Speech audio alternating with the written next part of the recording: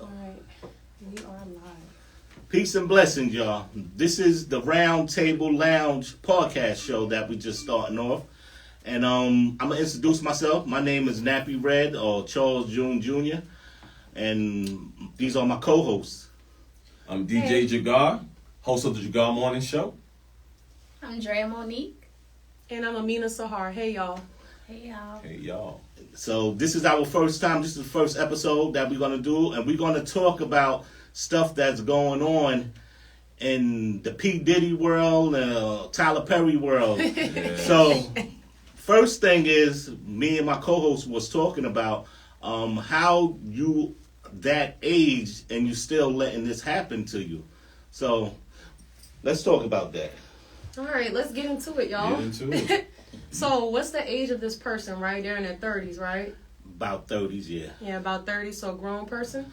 Yes. Yeah, I would say they're a grown person. So it was actor Christian Case, I want to say. Yes. And he came out and he alleged he was sexually harassed for years by a powerful man in Hollywood. Mm-hmm. Now, I don't know how old he is, y'all, but he's definitely not a kid and he's definitely not a teenager. Yeah. So I'm sorry I'm laughing about it, but I'm just trying to figure out how he has been sexually harassed for years by a powerful man in Hollywood and he is not a child, essentially. Like, how does that happen? I have a question. Is that the light-skinned guy with the beard? Yes. Okay. Yes. I also seen the same thing. Word on the street is that he's hinting at Tyler Perry as far as his abuse, and Diddy and some other guy who donated like $50 million to HBCUs. I forgot this guy's name, but he's another billionaire. It's quite easy. Like, I know it may seem crazy for an adult to be, I guess, assaulted by another adult in that way, but when someone's more powerful than you and stronger than you, then it's quite simple. Like, even on a physical level, like, I'm not trying to be graphic, but if one man is stronger than the next man, then that man that's stronger than that man could easily take advantage of that weaker man, which is sick. But this is reality, and I feel like that they took advantage of him with like money and like his career, because I know that he is like a producer of TV shows under Tyler Perry, so I think that he was maybe under physical threat and financial threat, and that's why he was like allowing it. But at the same time, I feel like he was consenting to it. Like, if you're getting on all fours for a contract or for a check, to a certain degree, you're consenting to that because you know what you're doing. Yes. So I do kind of feel like it's harder to have sympathy for someone who pretty much sold their butthole themselves. But I don't understand. I mean, you're a grown man. If somebody was to approach me in that manner, I would have to, let them know, look, I don't get down like that. Right. You know what I mean? And you do what you do, but I'm gonna have to walk away from this. Yeah. Right. Yeah. But it's just like you got a lot of people coming out now talking about I've been abused or sexually abused for years and years and years. So is the money that good for you to get sexually abused? Right. It had to be. Because it ain't worth it. It's not worth it. Because at the end, look, they're gonna have something on you. Mm-hmm. Yes. Because I heard allegedly that you know what I'm saying, they take you in a room, get you drugged up, and do something to you, and they got videos of you. Yeah. So maybe that might happen. That okay, we got a video of you, and we're gonna keep doing what we're doing, and I don't know. That's blackmail. When you think about it, they're blackmailing people. Yeah. But then when the person plays the sympathy card, like, should the public feel sympathy for them because they technically took the money, of these people or know what they right, exactly. Yeah, they know what they get. They know said they yes. They No one made. That's a great point. It's like, should we feel sympathy for you after you done made all these millions and your career has skyrocketed? You got what you wanted. Exactly. You made that trade. So how do you expect for us to feel about it? But some of them know what they're getting themselves into. Yeah. They know. But also, like I was saying earlier, you taking people from that they don't have nothing. Mm-hmm. Right. That's And then you giving them money, and once they get that money, they want to keep that money going. Right. Yeah. A lot of people don't want to go back to the hood. Especially when people rely on them, like they're taking care of like other people. Uncles and nieces and So nephews is that a sacrifice that you made to keep that running? And is that right? Like I don't care. No money in this world is going to let you put anything in my butt. Like, I can't do it and everything. So it's just like, like these people, like you said, should we feel sorry for them? Yeah. It's up to you. I mean, it's a 50-50 split. You can feel sorry for them if you can understand their pain. But you can also take a step back and be like, actually, no. Right. This was a deal that you made and you participated in. You knew that getting on all fours for this person was going to get you somewhere, and that's what you did. Should I feel sorry that you hoard yourself off? Like, that's a question that we should ask ourselves. And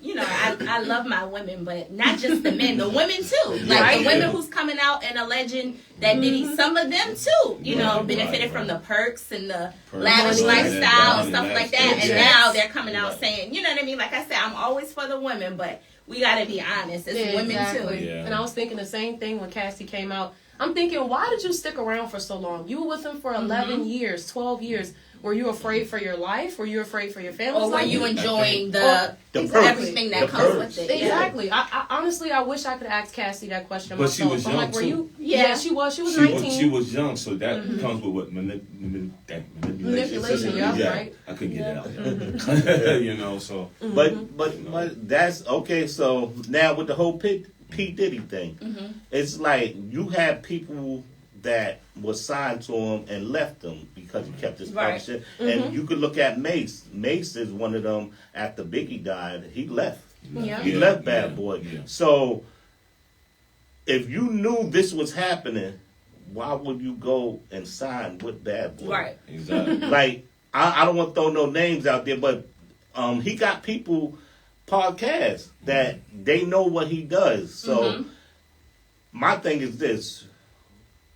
Why are you exposing him now, 30 years later? Yeah. Like, what's the reason? Or is it because he pissed off the big people upstairs, and now they throwing him to the wolves? Yeah, I totally agree. And I always say this is like we know he did bad. We know people do bad, but we are the ones that destroying our own kind because they throw it on YouTube and we share it and we talk about it, such and such and such, and then everybody's saying, why are they always destroying black people? No, they not doing it. We are doing it. They just giving us the ammo and we cocking back and we fighting it. Exactly. So what type of energy are you using? Are you using positive energy or are you using negative energy? Yes. You know what I'm saying? Y'all think about that, man. I'm going to be honest with y'all. Diddy is horrible. He's a psychopath, yes, but there are so many more psychopaths and monsters in the entertainment industry. And I feel like that the reason why the Diddys and the R. Kellys and the, what is the name of the guy again, from the Bill Cosby, sorry. I feel like all these guys are just being exposed because their free game is easier. Harvey Weinstein done wiggled himself out of the situation. Epstein done allegedly faked his death, but for Black Hollywood, we're going to burn at the stake because it's easier to sacrifice us than to sacrifice the people who's really pulling the strings.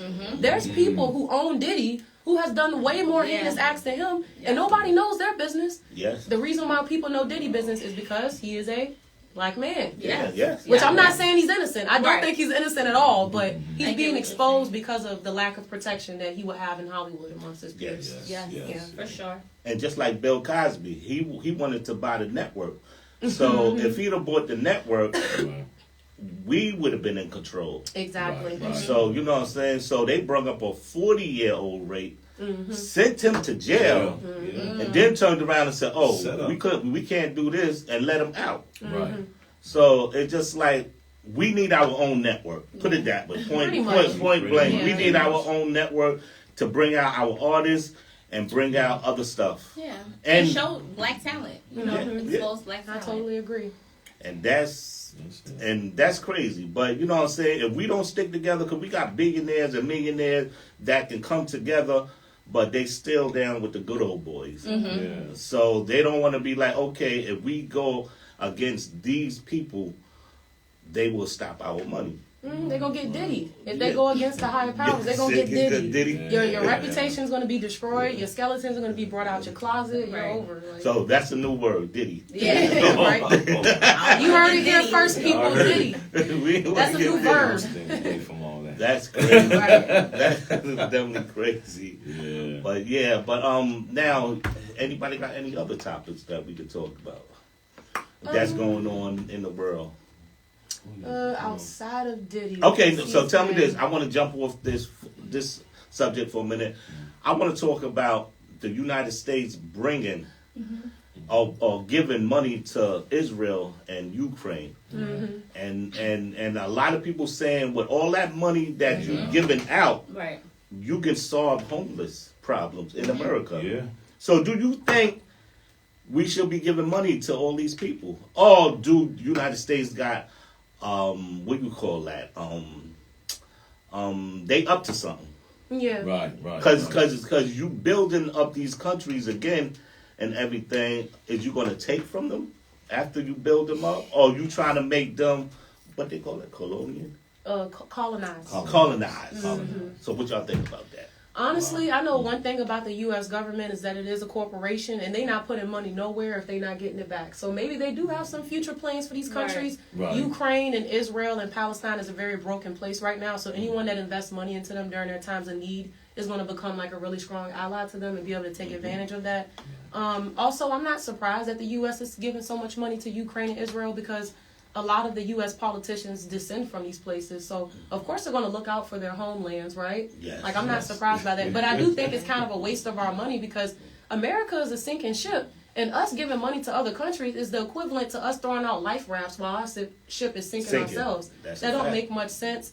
But I'm not surprised. America have always been pro-Israel since it existed and since Israel existed. So I'm just not surprised that they're giving money. But as far as the homeless issue, I want to point this out.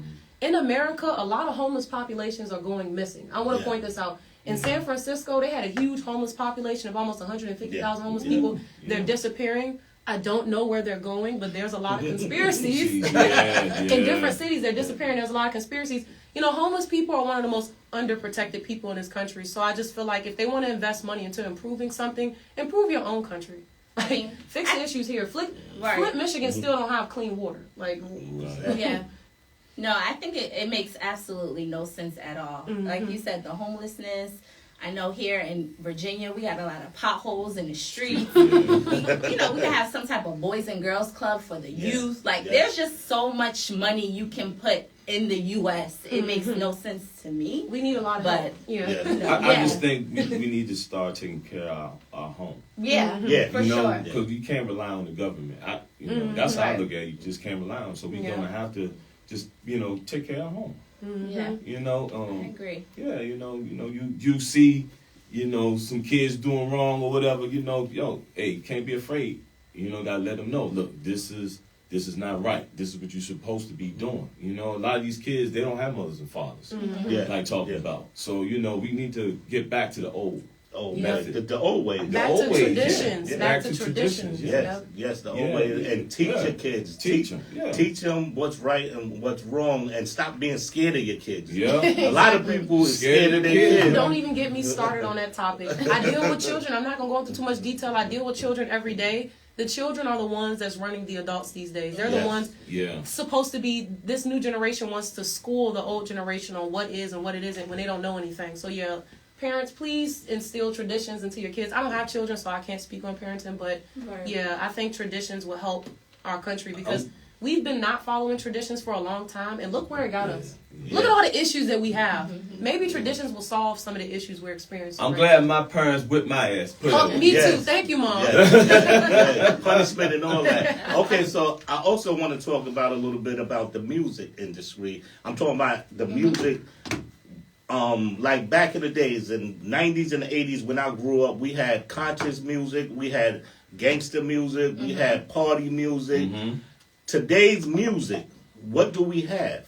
Like destruction. Yeah, we do. Drug and murder music. Exactly. Because it went from the party, because Red, we grew up in that era. From the 80s, we seen hip hop. We had the party, then it went to consciousness. Then it went to the gangster. Then it just went crazy. Because I was looking at Drink Champs, and Special Ed said he blamed NWA for the music of today because they brought out gangster.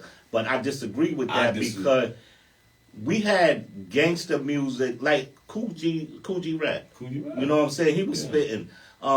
We had other rappers that were spitting that, but we had a balance of good music, street music, party music. Back in the day, we used to go to clubs. So you had house music. You don't even hear house music. House music all night long. People don't even dance. People don't even dance at clubs anymore because now all the rap is just murder and drug user music. Mean mugging. That's what. On their phones, mean mugging. So I was looking at what's the girl? Sexy Red. That's don't even get. No. It's just like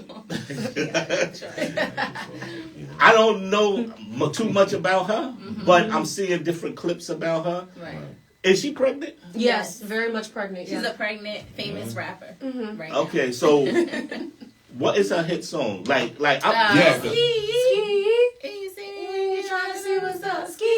Oh, see, I don't even know. See, I don't even play that on the Jagar morning show. There's a borderline with me. You know what I mean? So I'm not going across that line. So, it's like her booty hole being brown and I'm out of town. Go around.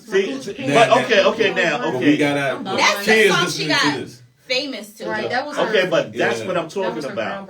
Yeah. That's what I'm talking about. Why are they letting music like that go through? I don't know.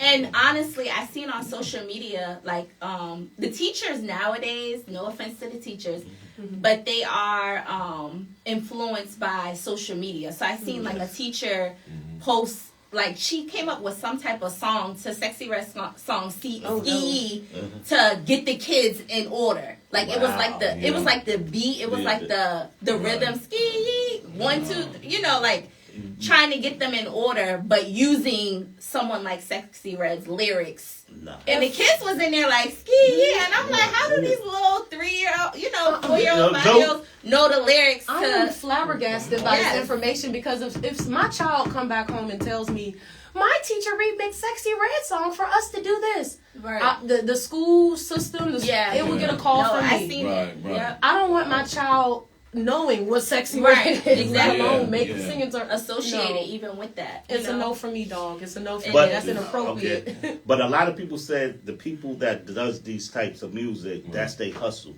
So what are their parents taught them when they was growing up, or was their parents in the household? Because for you to come out acting like that and singing like that, that's crazy. It's like, is you proud of that? Yes, she is proud of it. Yeah, she is. This is a whole movement. This. Yeah, it is. Yeah, it's a movement. It's her look. It's her. It's her authentic. It's her brand. Self. Yeah, it is her. It's her brand. Like, so how did we get to this? And you see what I'm saying? Audience. From the party to the consciousness. How did we get to this? The labels. Yeah. They play a part. I gotta say the labels. If you not look like, how you say it, if you not doing this uniform, we not gonna let you in. If you're not controversial. Okay. That's it's the people too. I feel like America have developed an appetite for garbage at this point because the labels are putting out trash stuff, yes. But I also realize if a female rapper isn't bent over, sticking her tongue out and shaking ass, then 9 times out of 10 she wouldn't go viral and she wouldn't get far. So I feel like that it's the labels that's pushing bullshit onto the public, and then it's the public now developing an appetite for this garbage and seeing this as the standard. I can't think of one female rapper who isn't acting like a hoe or who doesn't have plastic surgery at this point. Okay, so tell me this. That's what makes you successful. Yeah, it's kind of sad. Tell me this. So did it started off with Little Kim and Foxy Brown? Yeah. I mean, it was females before them, but that whole sexual image thing comes from them, stems for them. Yeah. And then they just so we seen the change in the 90s. I think after Tupac and Biggie death, it changed. Like the music changed. You didn't like Boot Camp Click. Right. It's one of my favorite artists, Wu-Tang, you know what I'm saying? And they drop knowledge and everything. Like, even back in the day, we can go back to KRS-One, Jungle Brothers, Rakim. We don't have that no more. We just have... And if you do have it, it's not as... I don't know, it's not as exposed. Like, those type of rappers who do rap like that, who rap and, give knowledge to the youth, I don't feel like it's is as educating like, us. Yeah, Because they took a lot of stuff out of TV too. Yeah. Like the Cosby Show, Different World. Yeah, That's So Raven. Family Matters. Yeah. Like we was winning back then. And plus they was like the black colleges. You know, they want everybody to go to black college. But that's another thing. A lot of people's not built for black colleges or colleges at all. I tell people, when I talk to my little kids, the mentors, I tell them try trading school first. Right. Build something up that you can make money and everything. Because a lot of people go to college, they do 4 or 5 years and still come out broke. And can't find a job. And plus you gotta pay all that money back. So with a trade school you do 2-3 years and then you come out with a trade, open up your own business and bow. So we gotta get back to that now. Yeah, I totally agree, because so many people, they have such high standards. I've talked to some young people because I work with young people. What do you want to do? I want to do this, I want to make all this money and all this type of stuff, and it's just like the only way to get to the money is not just through academia. Like you can do it, like you said, through a trade school. Also start a business. We need more black entrepreneurship. Start a carpenting company. Start a cleaning company. Get contracts. Like I just feel like for the rich does not just rely on college to build generational wealth. They start companies and they pass it down. And it's kind of sad because we lack entrepreneurship in the black community. So a lot of us have to basically make it out the mud and go and pursue an education or a trade.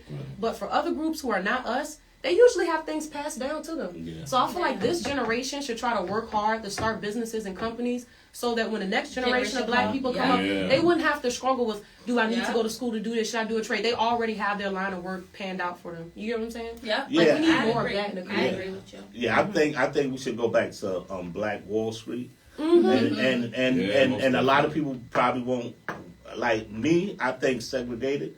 I think we was best off doing that because we didn't have nobody butting into our business. Exactly. We sold what we want to sell and we was growing. And that's another lesson that I want to tell too about it was not just one Black Wall Street. It was a whole lot of Black Wall Street because remember when slavery was over and we started building ourselves up, we couldn't go to white areas and shop and restaurants. And so we had to build our own and do it. So once America seen that and seen us flourish, they was like, hold on, wait a minute. They're going to outpass us in a minute. But then that's when I think they threw the welfare system into it and like if you don't have a man in your house, we'll pay for your groceries, your medical and rent and stuff like that. And then they threw the crack, the drugs, the heroin.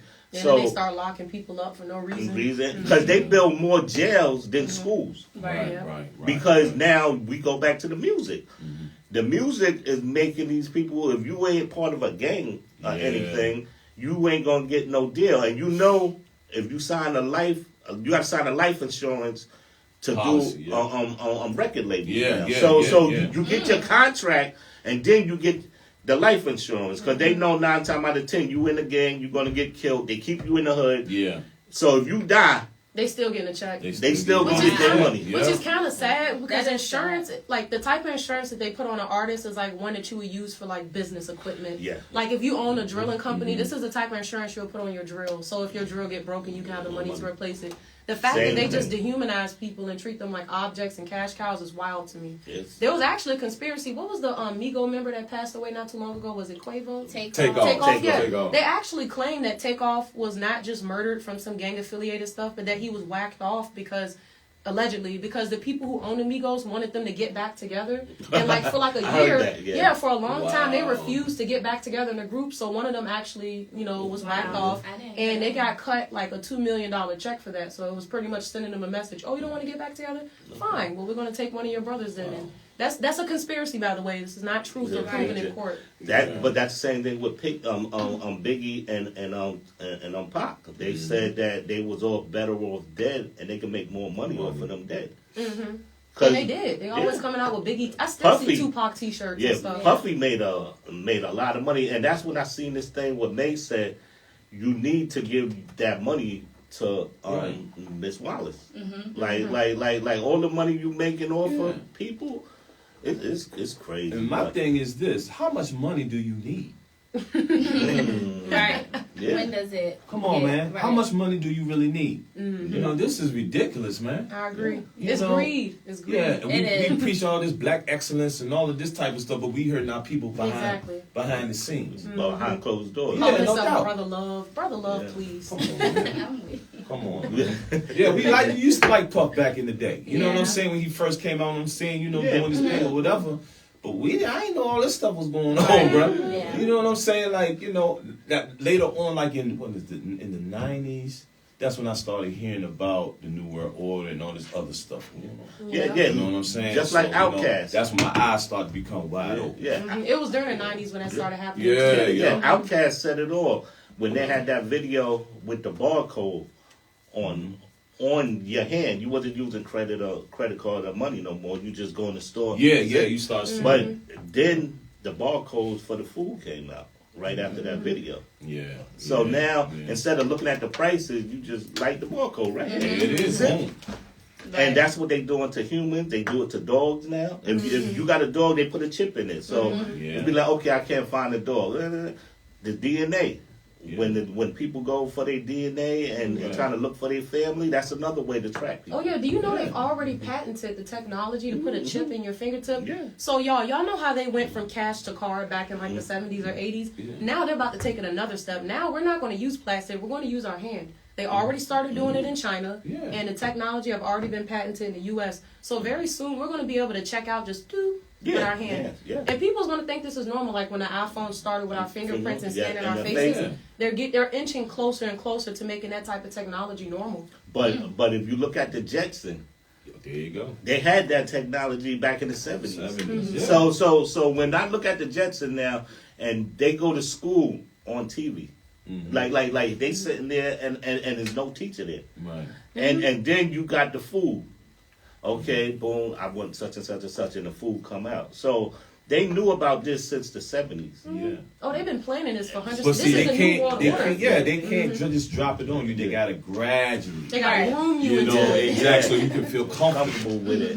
Like it's normal. It's like turning up the temperature on some crabs. You put the crabs in cool water, and every few minutes you turn the temperature up. They're comfortable up in there, not even realize they're about to die soon. The next time you turn that temperature up. It's a lot.